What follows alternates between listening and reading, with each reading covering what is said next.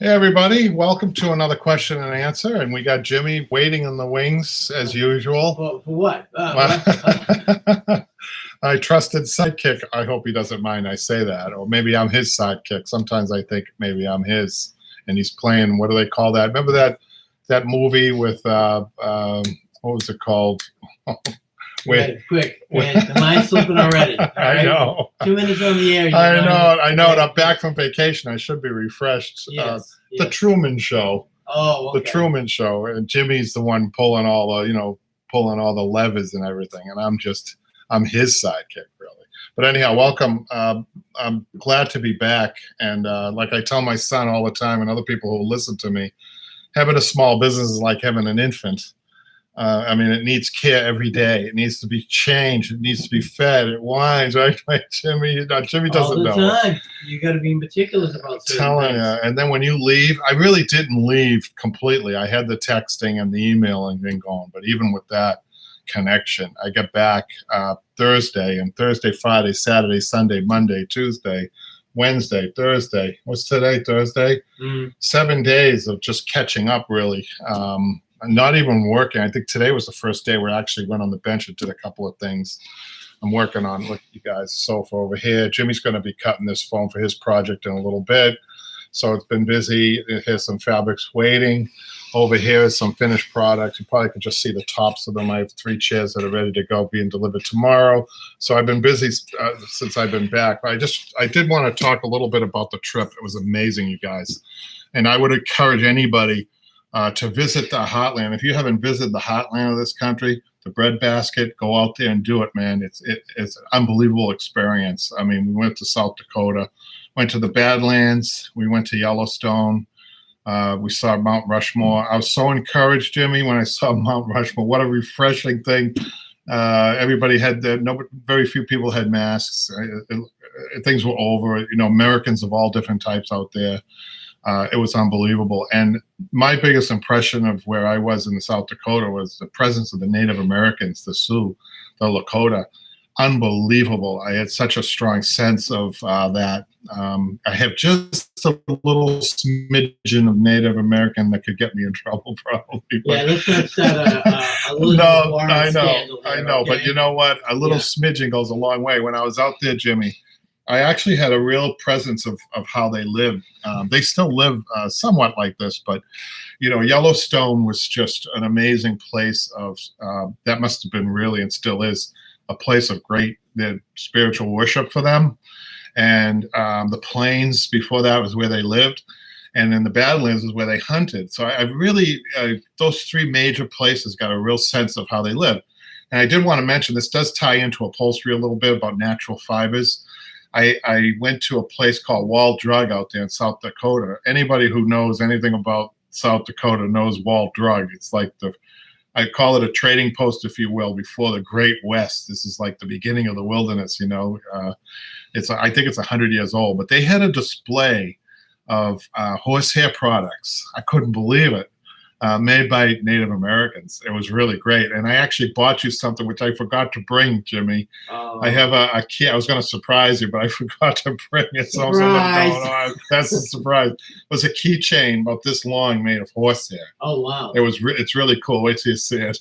But they had bracelets and Jimmy, the Native American artwork, it's unbelievable. Yeah. Never see anything like it. The pottery. It's so different from what we consider to be artwork. I can't believe how good it is, how good it was. And there's a store called, if you guys ever get out there, it's called the Indians. They call it Indians. That's the name of the store. And they feature all of the art from the Native American tribes. I guess it's a way to support them and their art.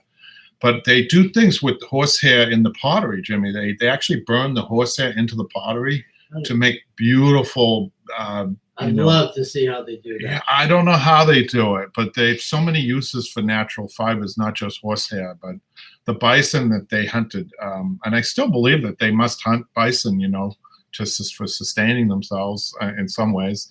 Not as greatly needed like it was 100 years ago, but I bet they still do. They use every part of the bison. Nothing goes to waste. Nothing. Really? Yeah, nothing. Wow. And I'm so impressed by the natural area. It's unbelievable. So if you ever get out there, I would highly advise it. Do want to make a couple of announcements. I'm going to get right into the YouTube. We got a lot to catch up on. If I can find my phone, Jimmy. My phone's over here. Patrick isn't here today. He's taking another day off. The bum. Yeah. But we're back to normal finally. Thank God we're back to normal business hours there. And our business hours are Tuesday through Friday, 11 to 3, and Saturday, 8 to 2. Yeah, I could finally say that. We were by appointment for long throughout this. And we're closed Sunday and Monday. The other big thing that we wanted to announce, some of you might have seen it on the Patrick announced, is that we're finally consolidating the name Upholstery on Broadway. And that's to make it easier for people to maneuver through, instead of having 2 websites, right, Jimmy? Mm-hmm. And this does to get rid of our old storefront site. Everything is on the site you're used to now with the online shop. So you probably won't, you guys probably won't notice anything. But that's what we did to make things easier, probably for us more than anything. So let's put this over here. And as usual, this is a question and answer. And we have Randy who says good afternoon. Gabriel says hi, everyone. SG says hello there. The cast and the crew. Yeah. So I guess another major announcement, which I'm not sure if Patrick did. It looks like we're going to be switching once again. And I think this is the final time. The day, which is going to be Monday, because of the new location. And the new location, I'm hoping, we're going to dedicate a whole day, Jimmy, not just with Jimmy. A day? You mean it gets stuck with you for a whole day? No, not you. Oh, thank God. But it's nice that you anticipated that. That would have been depression. Well, we're going to hopefully get more. I want to do more A to Z myself tutorials for people. We have a lot of good things about that. Just more content on the. We feel as though we've been laxing a little bit on the channel, on the Broadway Upholstery School channel for YouTube, and we want to get back to that. We traditionally in 10 years we really didn't do a lot of A to Z's. We do have some up there. People like them. I know that. I want to try to do more of them. So one of the problems in the past is that we do everything under one roof here. The YouTube channel's Jimmy's class. It's a custom shop. We have customers coming in, students. We did a lot here under one roof. We're hoping with the breakup that we could do more in one day, just exclusively, and not be bothered at that location, get more things done. And I think we're going to have a better quality online class too. And I think we'll see about that. And Jimmy's class right now, you're ongoing, right, Jimmy? Have you been catching up with your segments that you have been posting? Have you been keeping up with where you're at, what class it is? Oh, yes. Do you know what class it is on there? I think it's 12. 12. And how many did we do on that? 20 or something. We did a lot on that. That was my penance. Actually, I was thinking about those classes, and I was doing something today which reminded me of why I think those classes are good value and that you should probably sign up. And we've had people sign up. Is that I was thinking about transition lines, and I'm not sure. No, you can't see it over there, but transition lines are so important in upholstery, and I think I focus a lot on that, Jimmy. Do you remember that term I used with you? And it's so important in upholstery to have these clean lines, and I think those classes feature those little nuances, and we go into depth and talk about that. Some people say he talks too much. Well, I say turn the volume down. You should be here for it. It's even worse. You should see it. It's the old country song, the kid was talking to his grandfather who was in World War II. Yeah. And the kid, he was looking at the black and white pictures, and he says, "Wow, Grandpa, that was really a bad time." And he said, "You should have seen it in color." and there's a country song about that. Oh, is it? Okay. Yeah, there's a country song about that. You should have seen it in color. But that's probably what Jimmy's referring to. He has to be here for it. He has to listen to the voice up close. Is that what you're saying, Jimmy? It's like I'm hypnotized. It's nice to know you're loved. The migraines, it's just too much at once. And we want to remind people about Jimmy's all his fan mail back there. That gets changed every day. You wish you got changed. I wish you got changed every day. It doesn't. It's dusty. You don't have the time. You'd have to start at 8 in the morning, and you don't show up here till what? 12. Randy says, "Okay, I confess. Sometimes I fast forward." I don't blame you. But you might miss the nuances, Randy. Oh, now look at stop bragging about those how-to points. Go. Jimmy, heads up! Here comes the chalk. Did you catch it? Oh yeah. Well, it's the type of throw you had too. His reflexes have gone from cat-like to, I would call it more like sloth-like.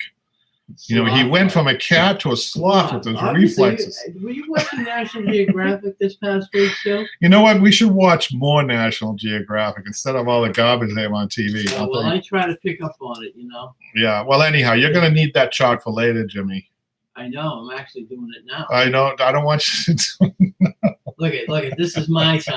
Yeah, just go ahead. Go.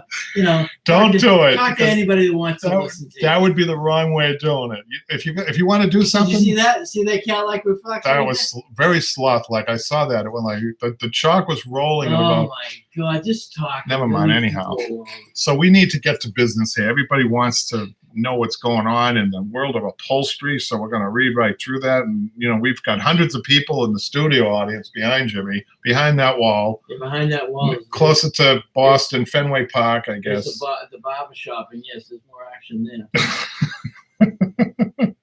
Gee, Jimmy, thanks a lot. Well, I'm trying to help the ratings here. Well, the ratings, yeah. Yeah, it's okay. I was excited.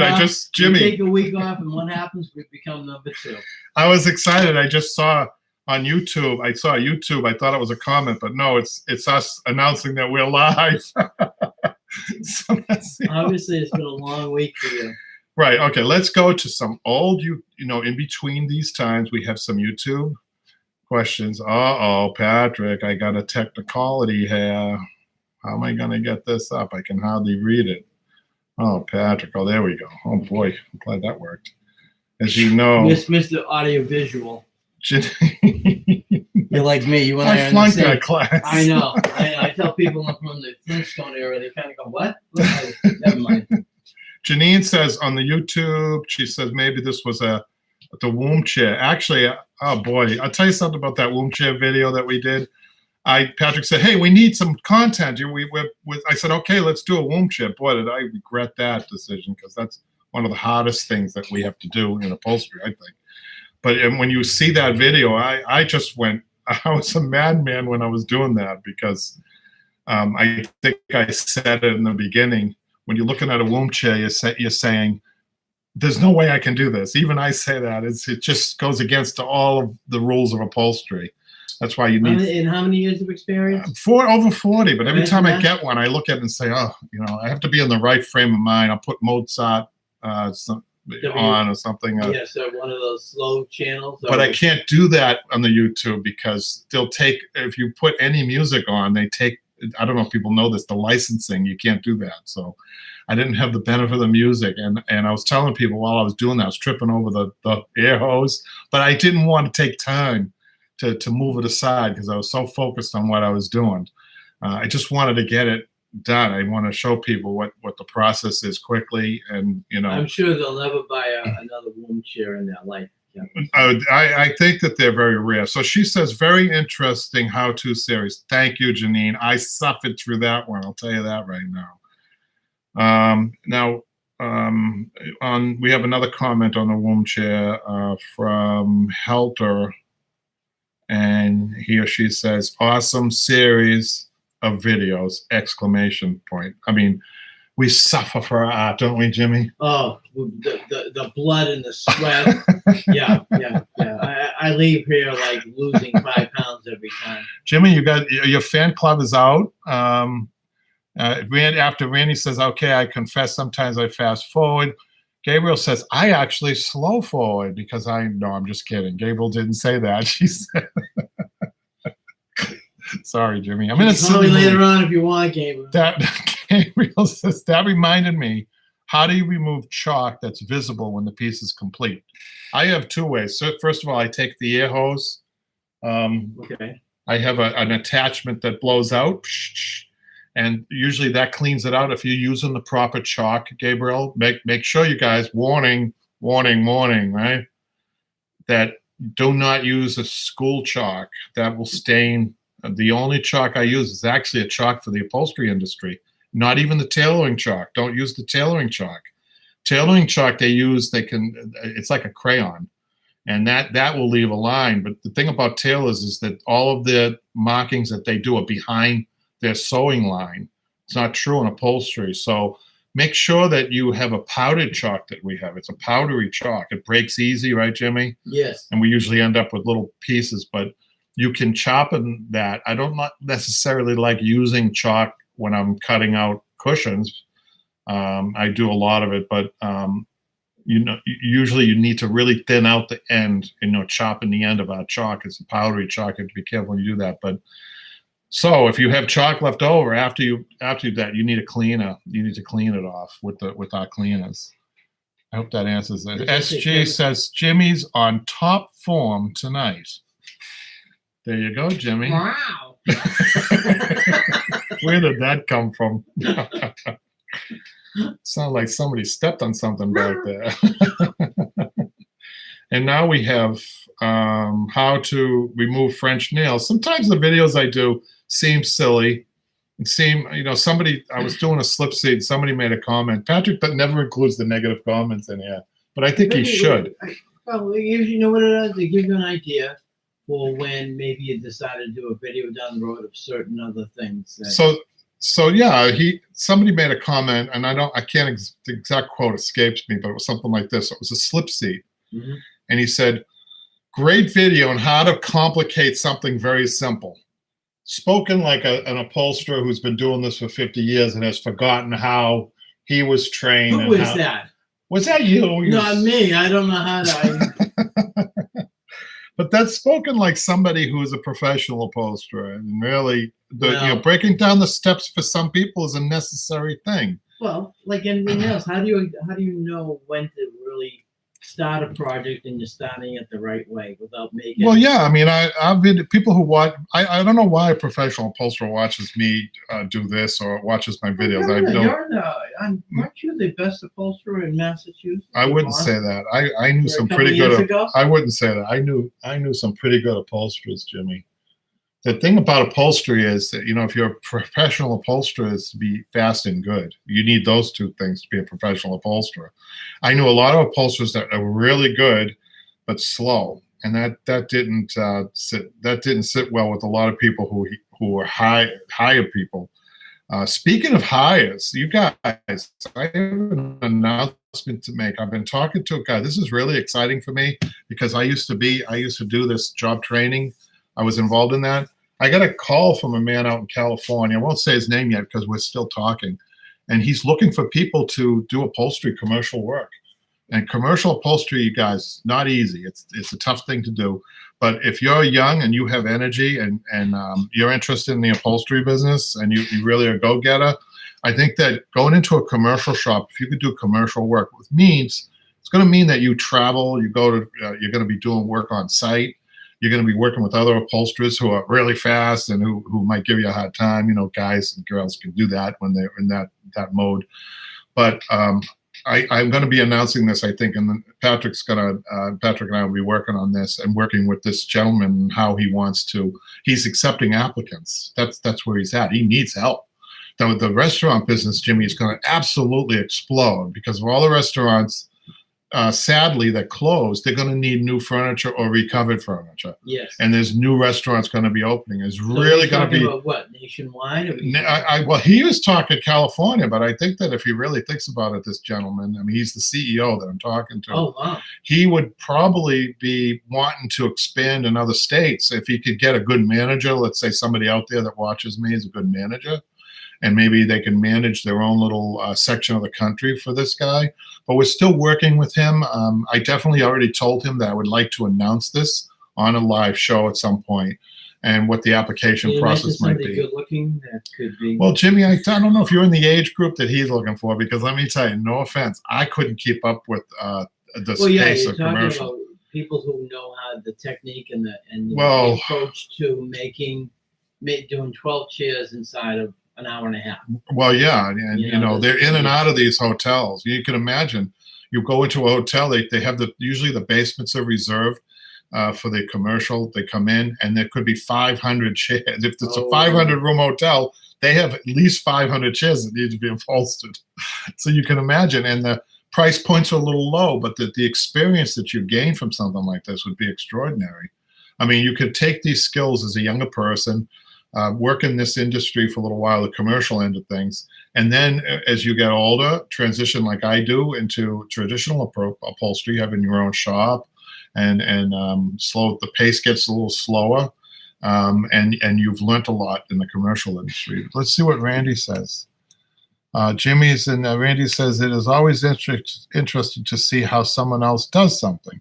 Well, that's true. Did you hear that? My approach is not your approach. Well, the thing too is if I'm not sure where Randy is, Randy, if you let me know, because Patrick knows all this. He knows all you better than I do, because he's got a better memory, and he looks at you.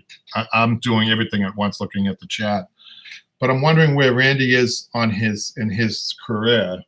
And because if you could find somebody else doing something that's quicker, and that's definitely advantageous, isn't it? So I guess we can all learn from each other for sure, and that's what the forum's about, Jimmy. Mm-hmm. And I'll be getting to the forum, right? Mm-hmm. People helping one another and problem solving. So Randy has a question here on let's see. On the womb chair, and he says, so how many hours would estimate this chair take if you were not doing a video? Well, keep in mind, on that video, I didn't sew the cushions. So, when you look at the cushions, there are 2 cushions, and then there's an ottoman with that job, and a cushion for that. So there are 3 cushions, and the ottoman, and the chair. And I showed you, I can't remember, I think I wanted to show the hardest parts of the womb chair on that. So I showed the inside. I showed a very important component of how to finish it off, the interior piece, and also the outside with the hand stitching. And I didn't show you all of what I did. So I would estimate that for a professional upholsterer with some pretty good speed, which I am, I would say that entire job probably would take about 25 to 30 hours. Wow. 25 hours.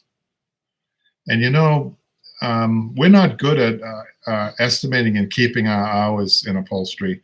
You talk to a plumber, Jimmy, they got it down pat, don't they? Oh, yes. They don't go 1 minute. Hours, they don't go what is it, 3.5? And yes, 4 point, yeah. And if they go over, they charge you, right? Oh, well, I mean, if you have a guy that is conscientious of the time, some guys will say they gave you like a free hour, I had to wrap up this, so I didn't charge you for that. Right. I didn't charge you for the last hour cleaning up or whatever they might have done. So now I know Randy. Randy, yeah, Wisconsin. I think I told you guys that we went through Wisconsin. I was in La Crosse. I stopped in La Crosse. Randy, did you pick up any cheese if you were in Wisconsin? Huh? If you were in Wisconsin. We did when Patrick and I went out the first time, we picked up some cheese. I couldn't believe how good it was. I couldn't believe how good that cheese was. I mean, like it was a $25 block of cheese that was, I don't know, 12 ounces or whatever it is. I guess you didn't give out any samples to that. I think it was gone by the time before he got back. What did you guys do? Go like having a grilled cheese marathon or something? I know. Well, Lucas just checked in. He hasn't checked in a while. He says, hi, everyone. Long time no check-in. Sorry. Thanks, Lucas.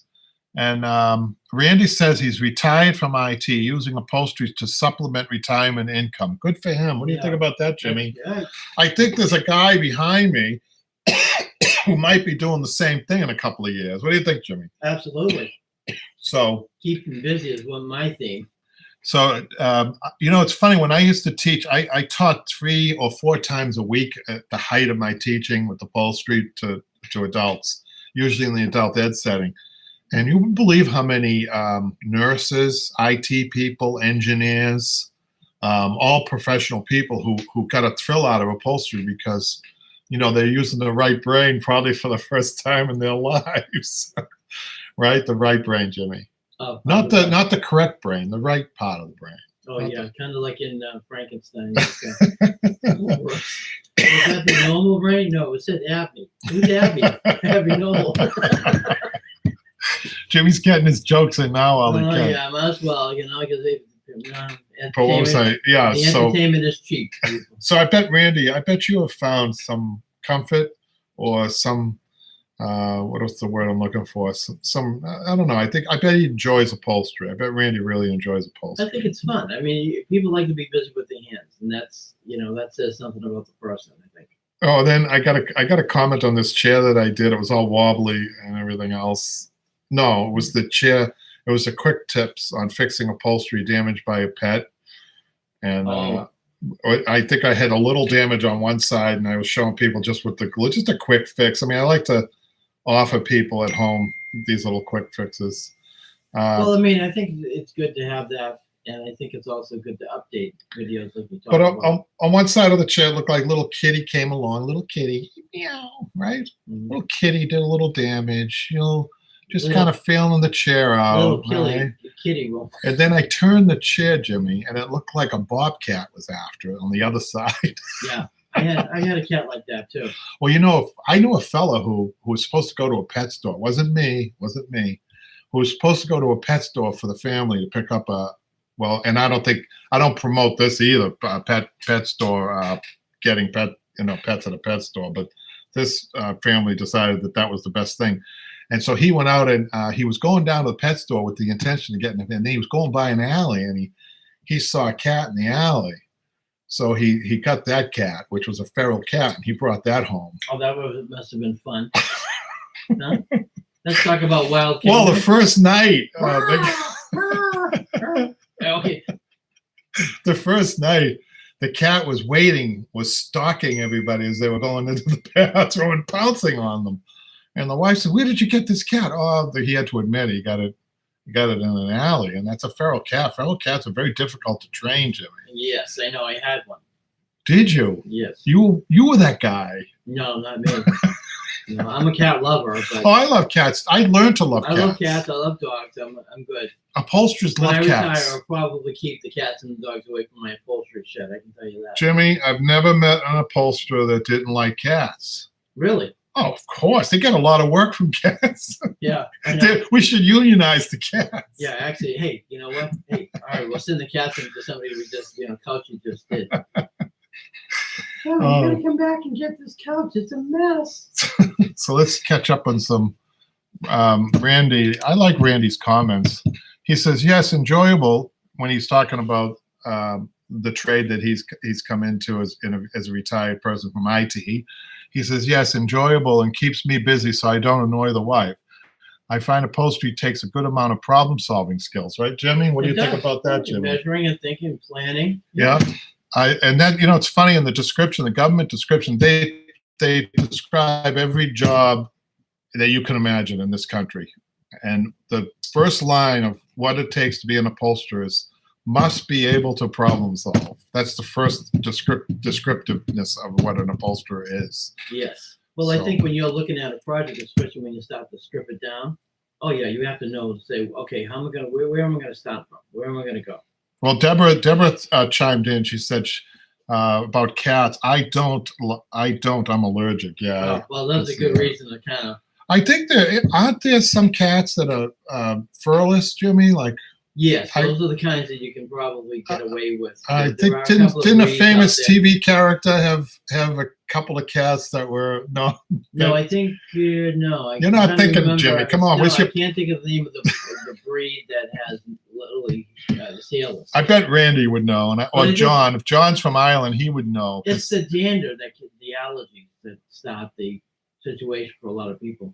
The Sphinx cat, SG says. That's what I'm thinking of. The Sphinx cat. So is it true? Is it fur that causes the allergic reaction? I believe so. Randy's got a picture of a cute little kitty cat.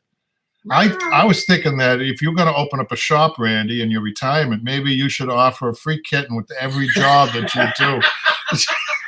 Oh my God. Well, why not? Yeah. Don't make it a feral. Nothing to help further the trade. That's what I say. We're just kidding, you guys. Yep, think so, SG said. Okay. What did you say? Well, we like to have fun. Remember, in the teaching, Jimmy and I think, carry on a little bit. We go a little bit over the line, and we could go much further, right, Jimmy? Oh, yeah. With some of the conversations we've had, oh, my God. Actually, Jimmy's tame. He's not feral at all, but he can be feral. So watch out for Jimmy. Well, it's because of what I do for a living. Oh, you're not supposed to reveal that, Jimmy. Oh, I'm not? Your true identity is kept secret, right? Yeah, then no one will ever come to Boston if they find that out. let's just put it this way. Jimmy's in a position of an ambassador. That's all I'll say, right, Jimmy? Is that okay? Yeah. You're an ambassador to the hub of the universe, which is Yes. Boston, Massachusetts. Yes. You know, I never really got that except when I went out west, and I'll tell you why. Because in New York and Boston, most of the Irish and most people were coming in from and landing here. Some people didn't like what they saw and kept going and Yes. kept going and kept going and kept going. Some people went back.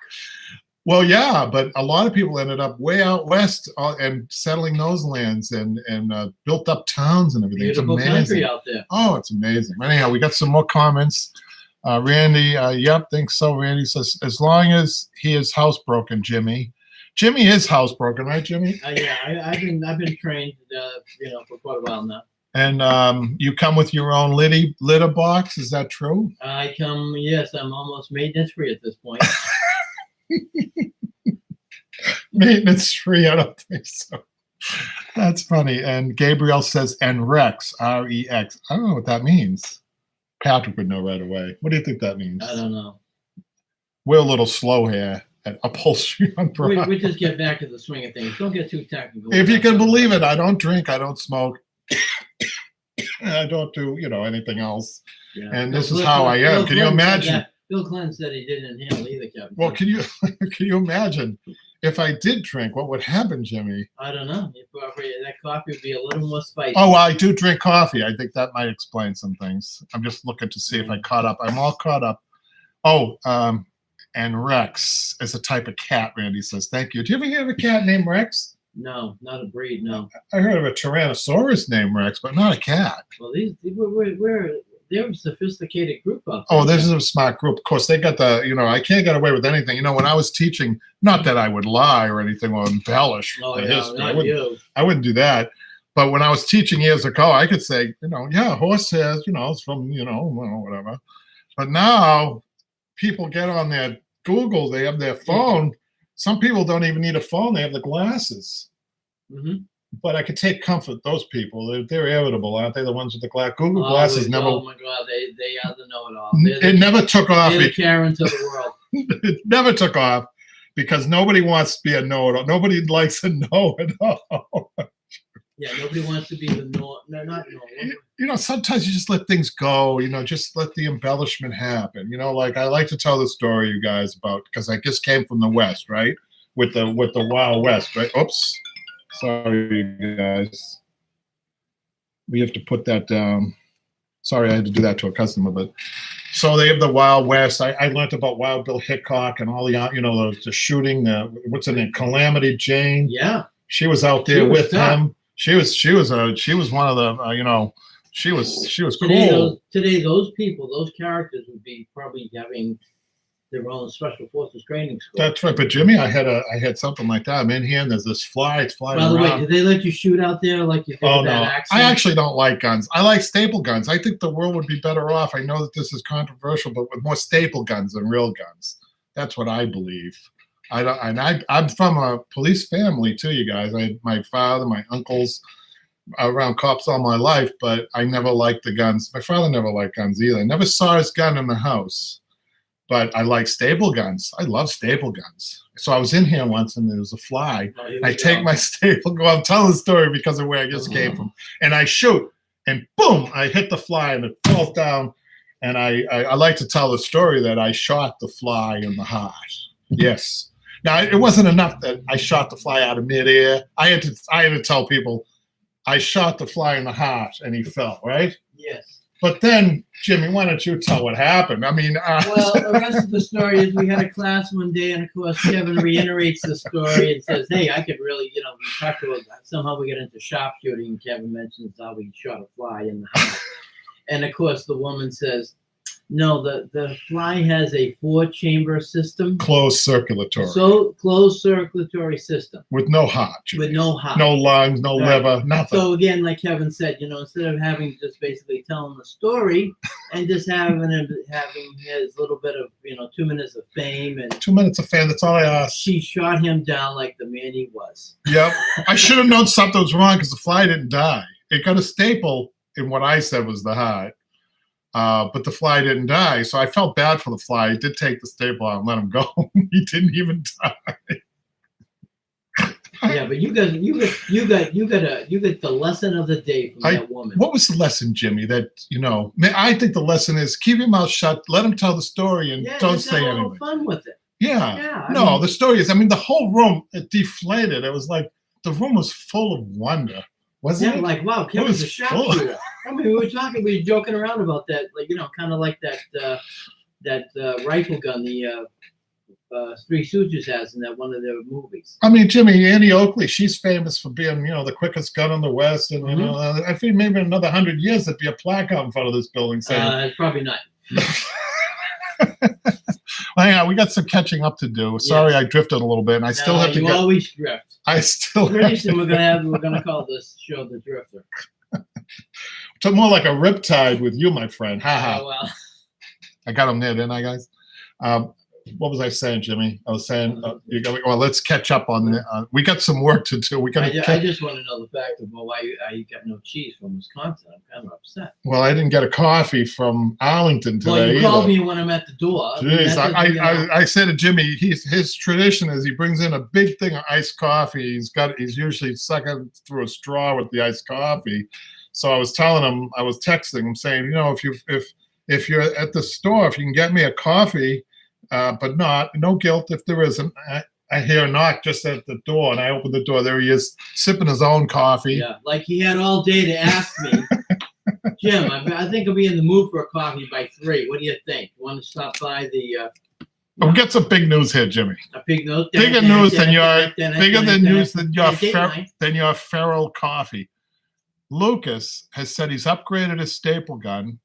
Set up, and it's definitely the only one I'll ever own. And guess what? What? I bought a BEA staple gun, and it's the best money I ever spent. And I always recommend that. Lucas, actually, he goes on. Actually, I had a question regarding the size of the staple with Wise. Don't confuse the Irish storyteller with the facts. Randy says that was unrelated to what Lucas was saying. Lucas, you can't help it. The Irish, I think, tell well. I don't know. We all kind of tell a good story. I think people get hung up on the width. They think it matters as long as it fits the gun. What is the common? Well, if you get me the box over there, Jimmy, I'll read it to them. But there is a difference. In companies, well, first of all, I use a 1/4 inch, 3/8, and 9.5 inch staple. He says he's looking for different gauges so I can ask my question. Sorry, I forgot what size I have. Don't worry about the gauge. Worry about the company where you buy the staple from. The gauge, we'll give you the gauge. Jimmy's going to get. You got it, Jimmy? Where we're looking. Jimmy's become lost in a maze. I got a smaller one here. Is that what you want? Jimmy reminds me of a family went out to one of the local mazes out here. Every fall they have a corn maze. You realize I'm here when you talk about me? Oh, mother of God. And you're not going to believe this, guys. A family got lost in the maze, and they called 911 to get them out. Jimmy, you just reminded me of that story. No, there's a box of staples over there. Oh, you did a box. I'm like, yes, I did. It reminds me of that family that had to call 911 to get out of the maze. You did. Yeah, well, can you help us? Here we go. Watch it. He's opening. Oh, thanks, Jimmy. You're a good guy. Yeah, they all say. So it's a number 7. The only thing you have to know is the number 7. That number 7, and then you go by the length of the staple, 1/4, 3/8, or 1/2 inch. And Empire, EMPIRE, is a good staple. But I also have my own staples on the website that you guys can get. But the thing that you have to be careful about the companies, they can be the same gauge for the same different companies. But what you really need to be careful about, believe it or not, you might be surprised by this, is what type of glue they use to keep these staples together. These staples are glued together, obviously. That's how they stay together. And some of the companies use too much glue, and it jams your gun, even the BEA. So you got to be careful. Use a quality staple. Number 7, quality staple, 1/4, 3/8, or 1/2 inch. Okay? So I hope that answers your question. Mm-hmm. And Lucas says, and I'll only be using the BEA staples in this gun. Yeah. And Randy says he uses the BEA staples. That's fine. All right, let's get to the forum. And then Jimmy's really getting anxious back there. Falling asleep. You mean this isn't riveting TV? Oh, for you? riveting. Yeah, that's the word. I forgot today's word. Today's word is riveting. What word did I use with you the other day? You were impressed. I texted you something. I don't know. I have to get back in that. I texted you a message, Jimmy, and I used the word. Let me go back. I don't know why you would even. I thought like, wow, he's impressive. He's impressing me. Perpetuity. Excuse me, Gesundheit. Anyhow, let's get back to the forum. Sorry, guys. They used to say in radio, the worst thing you can have is dead air. You have dead air, people click away, right, Jimmy? They click to the other. Yeah, like, well, why, where's the humor here? They click to the other guy. I think Patrick had more. Oh, hold on a second. I know there were more questions on here. Oh, I'm really behind now because I missed a whole row of YouTube questions. Sorry, you guys. Uh-oh, Jimmy's back there. He's going to kill me. Lucas says, awesome work, Kevin. Always great watching a master upholsterer. $5. And hearing of the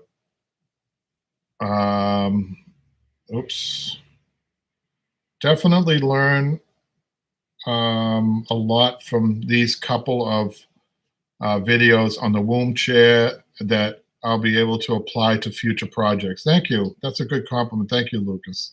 Janine said, hi, I thought last lesson we were going to be shown how to do the cushion as if a leather and down on the channels inside. Which one is she talking about?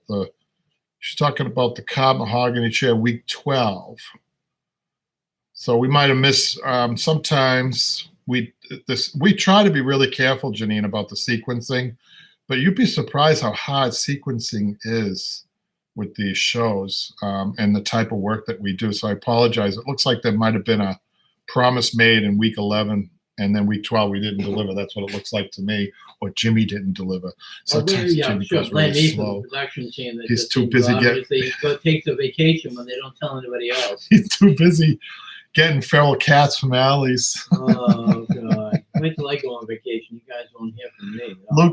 Lucas says thanks. Super interesting. And Randy had good advice. Stay away from the unbranded imported staples because that can ruin your gun. That can ruin your BEA gun, actually. Well, like staples. You say, how do you take your guns to be serviced? How do you do that? Or is something you do? You're not going to believe this. The BEA gun that I've had for years never had to have been serviced. Wow. The ones that need to be serviced are the junk guns. So it's worth paying more money for it up front than going to Home Depot. Well, I mean, that high box store with the orange out front. Well, actually, I was surprised they even had those. They do, but I got a compressor. That's the next thing. Well, watch out for the weed. I call them weed whacker compressors that will blow your eardrums out. Yes. Go for the quiet ones. Okay, so let's get back here. I'm sorry, guys. I didn't realize I missed out a whole. Janine says, great work. Thanks for the technique of being able to adjust the finishing tack slightly with the hammer. Very helpful. That was the cob mahogany chair. Jimmy, do you do tacks on that chair? I forgot about that. Yes. Yes, the trimming. And then we get these people, I don't know, if Tamika is watching, please stop saying in the comments to go somewhere else. What? Yeah, I mean, I won't tell you where she's telling people to go to. I don't even know what she's talking about. Something plans. It's another website. You know, we work very hard for not much, if any, money on the YouTube channel. I mean, we first started, it was a public service. I enjoyed doing them, and I thought if we could save furniture, that would be great. And also promote the upholstery industry. So we work hard. You know, people go in there and they try to use that to advertise their own, sites. Patrick's usually pretty good. This one slipped through, though. But anyhow, I guess people are going to do what they're going to do. And then we have another comment. I can't read this. It says pal. I think I'm going to purchase the upholstery chairs for my dining room table. The seller has two options. One option, the support hip side shall have zigzag springs along with the webbing as support. Same for back stools. You know, if you've seen some of my videos, I really don't like zigzag springs, you guys, especially in dining room chairs. Dining room chairs, try not to do that. Try to use just webbing. Dining room chairs are supposed to be, they're not supposed to cave in. You're supposed to be up and straight on a dining room chair, and you're supposed to be able to dine. I mean, that's the key word here, right? You're not going to be spending the hours on your dining room chair that you do on your living room chair, so it's a completely different seating. So oftentimes when zigzag springs are introduced to dining room chairs, they're gonna bottom out even brand new. You're gonna be 2 inches. You're gonna be 1.5 inches to 2 inches low on your shoulders, with respect to the table, than you would if you just had a solid seat. Do you understand? So it affects your dining. So oftentimes people complain about this. I come in, take the zigzag springs out, do the webbing and the burlap and the foam and all, get them up 1.5 inches. You'd be surprised what a difference that makes, no matter how tall you are, to the relationship with the dining room table. So it's really important not to put zigzag springs on. I wouldn't advise it at all. So I'm glad I answered that. So now, Jimmy, I think we better get to the forum before we get to you. We might not have time for you, Jimmy. Would you be upset? Jimmy travels. Yes, travel all the way. Travels very far. He comes from a long way off. How far is it, Jimmy? Oh, God, 8 miles. 8 miles from here and then back. So it's 16 miles, and you walk it, right? Barefoot, is that right? Yeah, over and it's uphill both ways, isn't it? Yeah. How does that happen? I don't know. It's the luck of the draw. I think I must take a left when I should be taking a right. Do you know that UPS designed a program that, you won't believe this because I still can't understand this. Maybe you guys can help me with this. That all their trucks, when they leave the shop, they take right-hand turns. No truck takes a left-hand turn. Yes. Did you just hear what I just said? Yes. How does that happen? How do they do that? There's some proven method about taking rights rather than going left, right, left, right, left. Well, left's more dangerous to take a left-hand turn. Yes. And left-handed people are dangerous too. Thank you. Thank you for sharing. Anything else? But I didn't know that. I think that's fascinating. So they have the. That's the way they tell you how to. I think that's how they tell you to drive. They want rather than have you take a right than seriously left. Some method right. They got.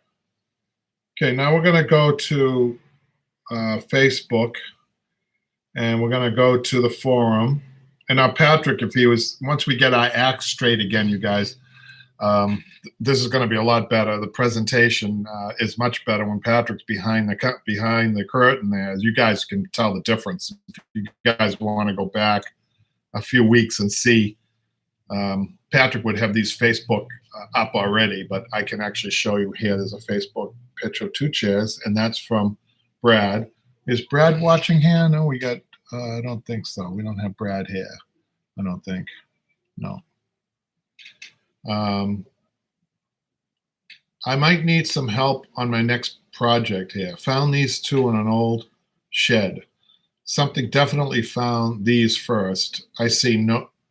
Something definitely found these first. I'm not sure what he means by that. I see no staples, just tacks. That's a good sign that he just sees tacks, because that means they're original, probably. So I do not think there's been any recent work done. My first step will be to restore the wood frames. So if you are thinking about, Brad, taking these down to the frame, even though they were in the shed and they might be moldy or anything, the fillings, I want you to save all the filling so that you can have a reference, okay? You can go back and look. Whatever you're going to replace it with, the goal is to try to replace it with the same amount of filling, even though if you're using a different filling. You can try to get the chairs. It's really important to have the profile done right. And, one thing I noticed about these chairs, they have a little extra border on the front, and they're boxed, and the spring work in there is probably going to have one of those wire edge drop-in seats, which you might want to keep if it's in good shape. But it's important to have the picture, which you do, but keep all the filling and try to duplicate either with horsehair or foam, edge rolls, burlap, webbing, whatever. Try to your job, your mission is to try to profile it out because it's beautiful profile. I mean, I'm not seeing the dirty stains or anything like that. I'm seeing the profile looks great. These are nice chairs. So that's what I would advise you to do.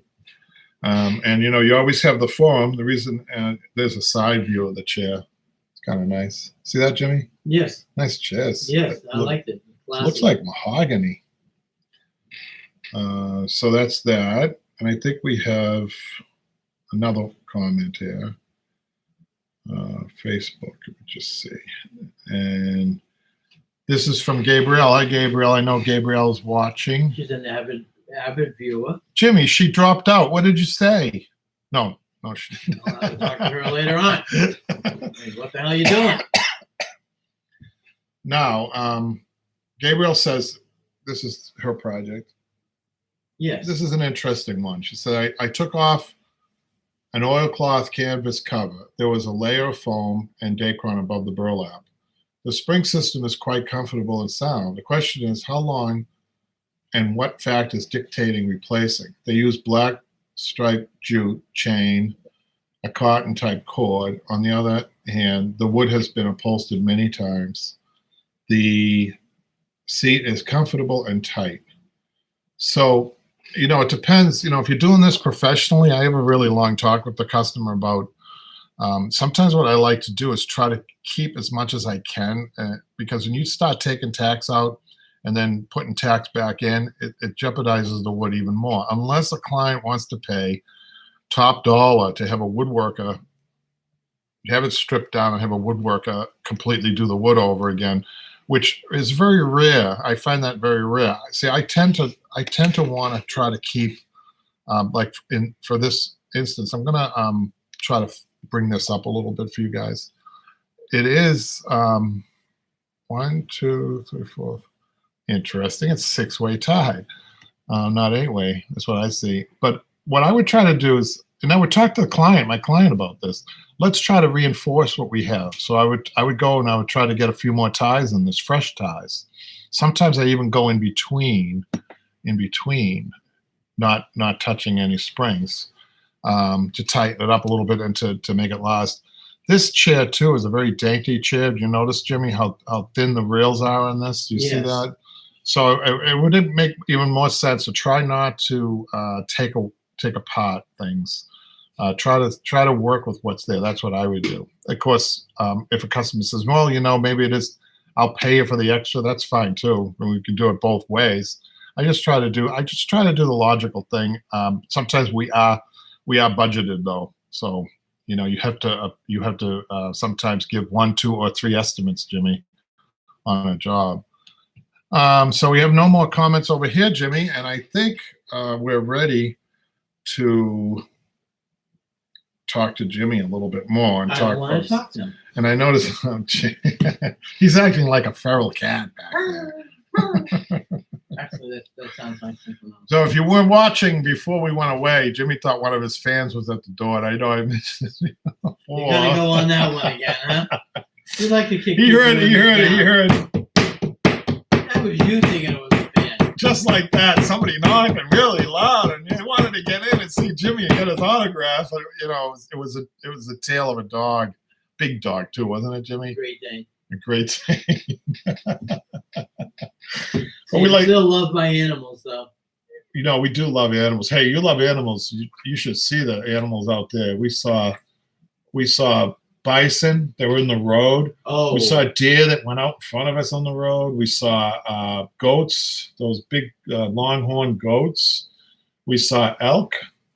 Didn't see any grizzlies, but we saw all those animals. Did you see Yogi and Boo Boo? And all those animals we saw, they have these big ravens out there. Eagles, we didn't see any, but there's plenty out there. and so, Jimmy, we traveled through all those states, thousands of miles. We drove out back and forth in 2 cars. We get back to Massachusetts. I saw 2 accidents, and Patrick hit a deer on the Mass Pike. He actually hit a deer? He hit a deer, yeah, coming back. Damage to the car? Yeah, on the side. The deer actually hit him. He was lucky that he didn't hit the deer. The deer hit Oh, that would have been definitely a problem. I know. So imagine all that traveling, and we get back to Massachusetts, and all the stuff falls apart right in Massachusetts. So how bad is it? Oh, Well, he's got damage. He's got to get it fixed. Okay, so we have Gabriel says, I wonder if they considered the chain a tie. The chain. I looked at the picture of it quick, but I have to look at it again. Yeah. Not sure. All right, let's get to Jimmy. I noticed that Jimmy was trying to scoot ahead on his project, and you stopped me. And I stopped him because he would have made a huge mistake. And that's what I like about those online classes, you guys, that hopefully we could save you money in both material and time, because Jimmy would have, if he had continued to do what he did, which is most people would logically think that way. I'm not picking on him. I think I'm right. So what were you going to do, Jimmy, on that? I was going to cut it to inside. You were going to pre-cut it, right? Pre-cut it, yes. Okay, that would have been wrong. Obviously, you know the Kevin Kennedy technique. So he's using rubberized horse. Can you hold that rubberized horsehair up, Jimmy? So rubberized horsehair, it looks a lot like filter. You know, the filters that you use for your oil, for your old oil burners, right? I don't know if they use those anymore, do they? For the old heating oil systems. Do they still use the new? Yes, the new ones use them? Do yes, they? There's different kinds out there. Well, so Jimmy was going to pre-cut that. Would have been a disaster because the stuff's very unforgiving, and always what happens when you pre-cut rubberized horsehair, you don't have enough to tack down. It happens every time, and I'm going to demonstrate that now with Jimmy to see if we can do that. At least do that. I'm going to get up and show Jimmy. So what I want you to do first, Jimmy, is you're allowed to staple. You need to butt one side into the roll, okay, and staple with the angle like this. So do one side first. Okay. Okay. Okay. And you've got your compressors over there. Oh, now I got to get my own equipment. You got to get your own equipment. Yeah, you don't do everything for you, Jimmy. Yeah, where's those stage hands when you need them? Yeah, I know.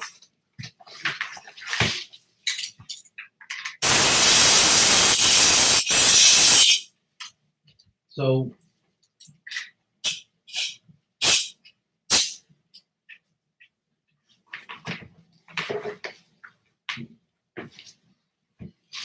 doesn't matter which side I do, which end. I do a long side, like the side that you. Okay. Well, no, I meant right here. Yeah. Oh, okay. So Jimmy's going to try. We're using. I'm going to try with the 3/8 inch. Yeah. See how that works. Good. Yeah. About every 2 inches. Now, question for you. Yeah. Why is it that? Because I was thinking I'd have to sew this. So why wouldn't you not sew this like we've done? You could sew it. So okay, so fit it to in the form of the. Yeah, you could. I mean, stapling's a lot easier. Okay.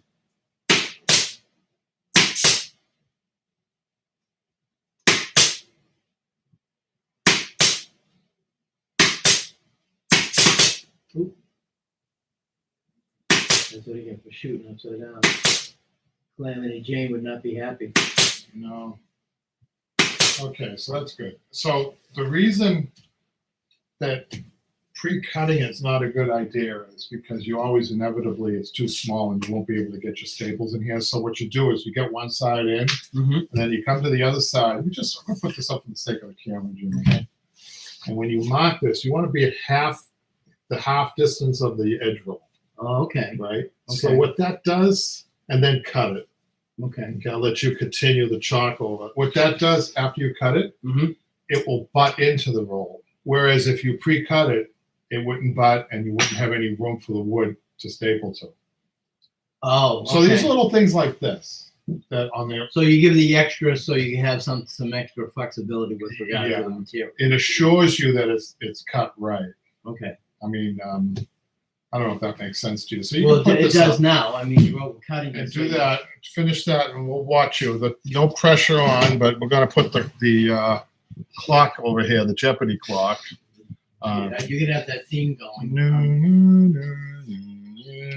Isn't that kind of copy right there? We don't do that. Oh yeah. Okay. We actually don't pressure our students. Jimmy, if you guys have watched the online classes, Jimmy is on his own pace. There's no pressure. Unlike when I was trying to learn in a shop where customers were waiting for their projects and you're getting paid by the hour and you had bosses hanging home for you. That was a little different. But like Randy said, you can fast forward any time, right? And are those shops? Yeah, it's just the angle that I'm on. Need to get them even sharper.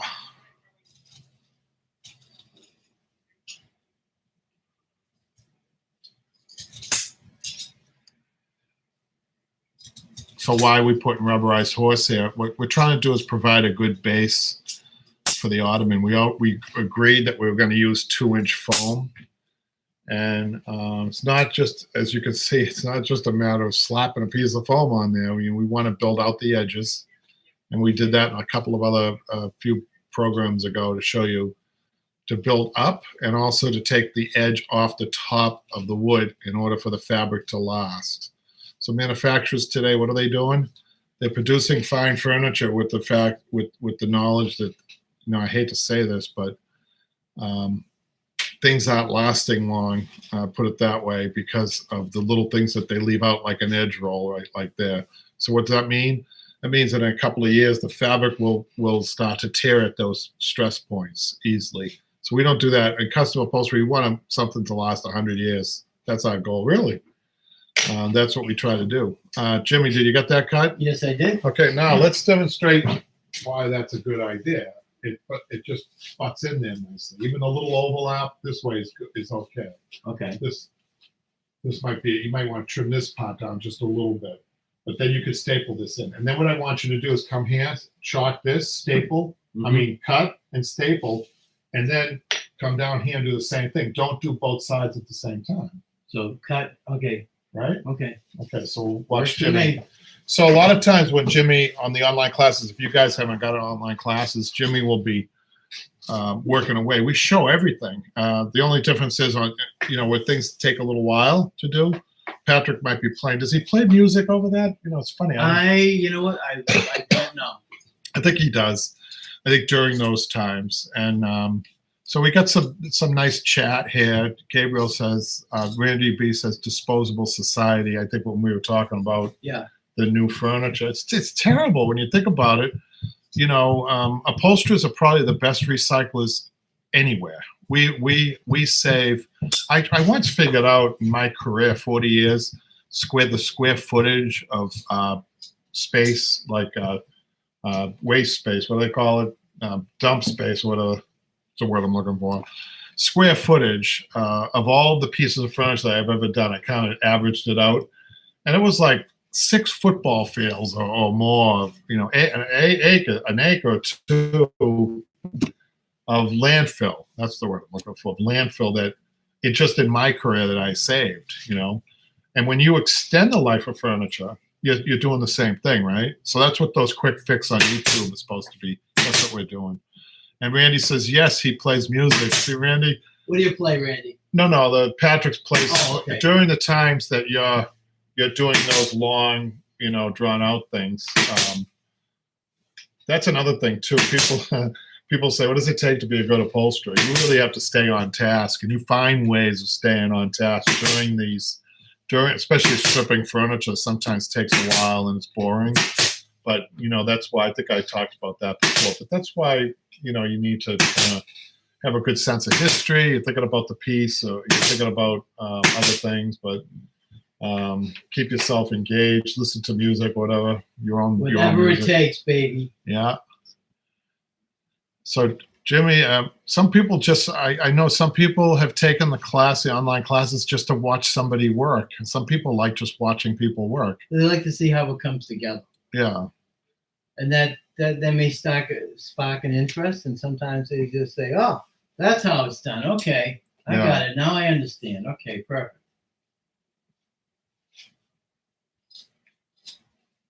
And I feel like Jacques Cousteau sends his son, and if you guys know Jacques Cousteau, And now I will send. You ever notice with Jacques Cousteau, the easy stuff, he'd be in the water, like around catfish or not. I want to say jellyfish, but some of those are poisonous. He wouldn't be in the water. Goldfish. So there'd be a gold. He'd be goldfish. But then as soon as a stingray shows up, he's out of the water, right? And he sends his son in. Like, I don't know if Patrick would do that for me. Would he? Well, I don't know. Maybe for the right price. I don't know. And did you ever ask him? Do you remember when Jacques Cousteau first came on? I love that show. Talk about somebody that cared about the world and the oceans. Well, he was like the. I wonder what he would think about the plastic islands that are out there in the Pacific. I don't think Jacques Cousteau would like that. Be happy. No, what a nice man. That kind of. He became once that show became a normal thing. Yeah. He was an instant celebrity. He was. I believe he was. Yeah. And that's Steve Irwin. He died tragically, but he had a great show. That was a great show. And his kids continue on, though, I think, on that show. Now, Lucas says while he's upholstering, he likes to listen to Brian Eno. Do you know who that is, Jimmy? No, but now you're going to pique my curiosity, and I will YouTube him. His ambient albums are super common to work to. I like that.